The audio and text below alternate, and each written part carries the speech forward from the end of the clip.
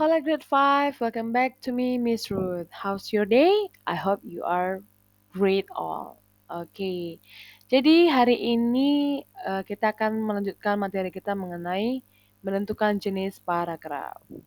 Oke, menentukan jenis paragraf itu ada dua jenisnya. Kita harus tahu dulu jenis-jenis paragrafnya seperti apa. Nah, untuk yang pertama, ada jenis paragraf deduktif. Kedua, ada jenis paragraf induktif. Nah, paragraf deduktif itu seperti apa, Miss? Nah, paragraf deduktif itu jika kalimat utamanya berada di awal paragraf. Jadi kamu ingat aja, deduktif itu ada di awal. Di jenis paragraf deduktif itu selalu ada di awal. D, oke, depan gitu. Ingat aja, D, depan, berarti di awal. And then, paragraf induktif itu gimana, Miss? Gimana, Miss? Oke, kalau paragraf induktif itu kalimat utamanya di akhir paragraf. Ingat aja induktif akhir.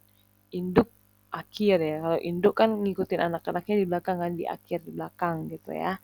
Ingat aja deduktif di awal, induktif di akhir. Oke ya.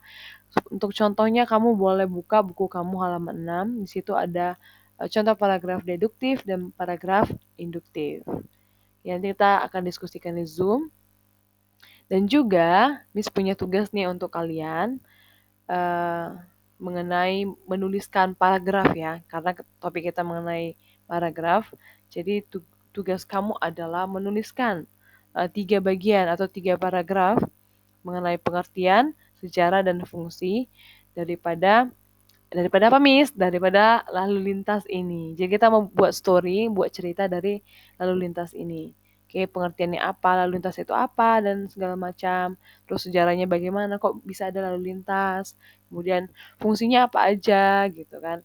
Kamu buat pertama ya, untuk pengertiannya satu paragraf, untuk sejarahnya satu paragraf, untuk fungsinya satu paragraf. Jadi ada 3 paragraf yang akan kamu buat, dan